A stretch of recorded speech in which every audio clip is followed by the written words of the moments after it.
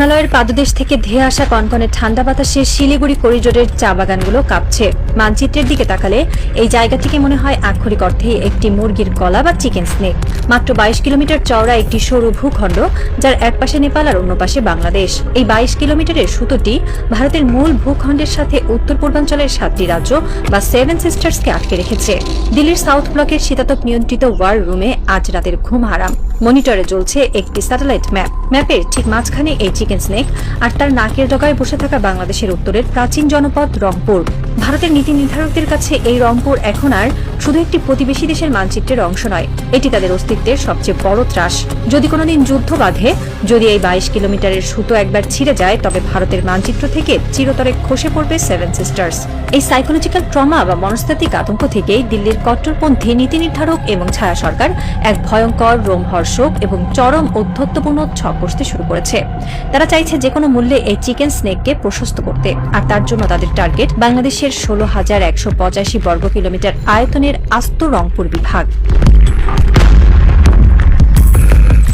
South ব্লকের এই mega প্রজেক্টের বা উলঙ্গ আস্ফালনের মূল কারিগর কোনো সাধারণ কলামিস্ট নন। তিনি ভারত কারনাদ, ভারতের জাতীয় নিরাপত্তা উপদেষ্টা বোর্ডের সাবেক সদস্য এবং পরমাণু নীতির শীর্ষ নিয়ন্ত্রক। তার কথা সরাসরি দিল্লির নীতি নির্ধারণী টেবিলে প্রতিধ্বনিত হয়।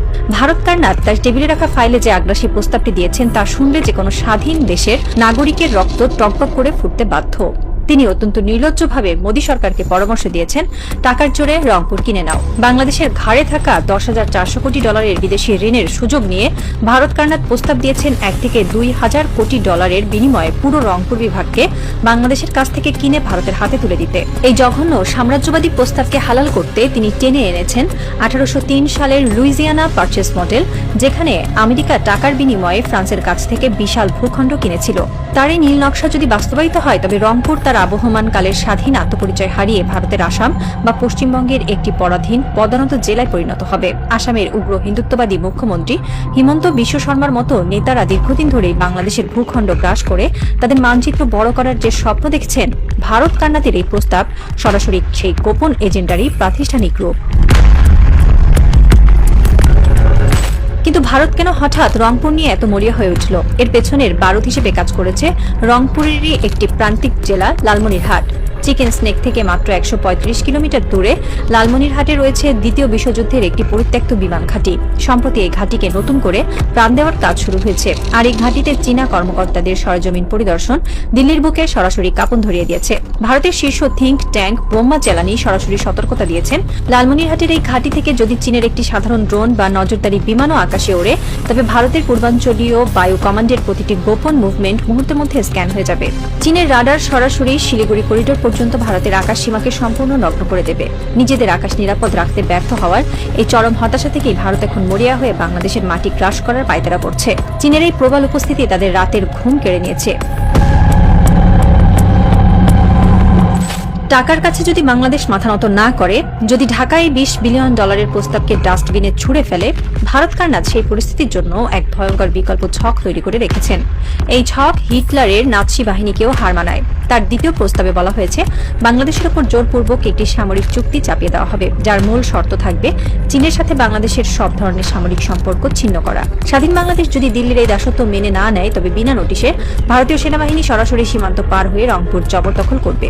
আর এই আগ্রাসনের পরবর্তী ধাপটি আরও বিভীষিকাময়।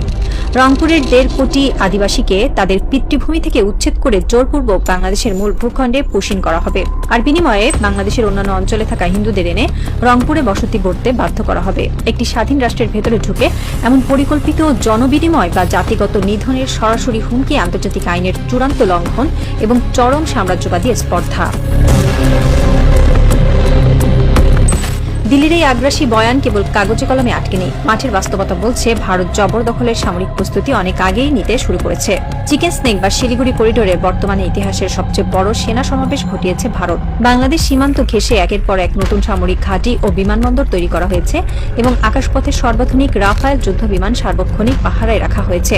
গত নভেম্বরে শিলিগুড়িতে ভারতের বিএসএফ, এসএসবি, আইটিবিপি, সেনাবাহিনী এবং রেলওয়ে পুলিশের শীর্ষ কর্তাদের যে মেগা সমন্বয় বৈঠক হয়েছে, তা সরাসরি এই যুদ্ধের প্রস্তুতিরই অংশ। এরপর মে মাসে একেবারে বাংলাদেশের সীমান্তের গা ঘেঁষে তিস্তা প্রহার নামে যে বিশাল সামরিক মহড়া ভারতীয় সেনাবাহিনী চালিয়েছে তা সরাসরি ঢাকাকে দেওয়া দিল্লির পেশি শক্তির নির্লজ্জ প্রদর্শনী। দিল্লির ইশারায় পশ্চিমবঙ্গের উগ্র রাজনৈতিক নেতারাও এখন বাংলাদেশের বিরুদ্ধে প্রকাশ্য যুদ্ধের ডাক দিচ্ছেন।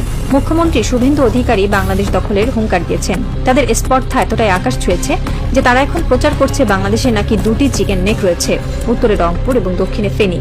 তাদের দখলদারিত্বের এই ক্ষুধা কেবল রংপুরের সীমাবদ্ধ নেই, তারা সরাসরি পুরো চট্টগ্রাম দখলেরও হুমকি দিচ্ছে। ভারত যখন সীমান্তে ট্যাঙ্ক আর রাফেল সাজাচ্ছে, বাংলাদেশ তখন আন্তর্জাতিক কূটনীতির মঞ্চে ভারতকে তাদের প্রকৃত আয়না দেখিয়ে দিয়েছে। ডক্টর মোহাম্মদ ইউনূস যখন অন্তর্বর্তীকালীন সরকারের দায়িত্বে ছিলেন, তখন বেইজিং সফরে গিয়ে তিনি অত্যন্ত সাবলীল অথচ কঠিন ভাষায় একটি ধ্রুব সত্য উচ্চারণ করেছিলেন। তিনি স্পষ্ট করে দিয়েছিলেন ভারতের 7 সিস্টার্স সম্পূর্ণভাবে একটি অবরুদ্ধ অঞ্চল এবং একমাত্র বাংলাদেশই হলো তাদের সমুদ্রে পৌঁছানোর লাইফলাইন। এই একটিমাত্র বাক্য সে সময় ভারতের অহংকারে মারাত্মক আঘাত এনেছিল। ভারত খুব ভালো করেই জানে বাংলাদেশের মাটির উপর দিয়ে ট্রানজিট বা সমুদ্র বন্দর ব্যবহারের সুবিধা না পেলে তাদের পুরো উত্তর পূর্বাঞ্চল অর্থনৈতিক ও সামরিকভাবে পঙ্গু হয়ে ধুকে ধুকে মরবে। বাংলাদেশের এই আত্মবিশ্বাসী অবস্থানই মূলত ভারত কার্নাকদের মতো লোকদের মাথা খারাপ করে দিয়েছে। বাংলাদেশের আগের মতো হাত গুটিয়ে বসে নেই। সামরিক দিক থেকে নিজেদের আকাশ এবং সীমানাকে নিশ্চিদ্র করতে ঢাকা এখন অত্যন্ত আগ্রাসী এবং বহুমুখী প্রতিরক্ষা ব্যবস্থা গড়ে তুলছে। পাকিস্তান থেকে JF-17 থান্ডার যুদ্ধবিমান আনার যে পদক্ষেপ নেওয়া হচ্ছে তা ভারতের একচেটিয়া বিমান আধিপত্যের পথে বিশাল দেয়াল হয়ে দাঁড়িয়েছে। একই সাথে তুরস্কের মতো গ্লোবাল সামরিক পাওয়ার হাউস এখন বাংলাদেশের পাশে এসে দাঁড়িয়েছে।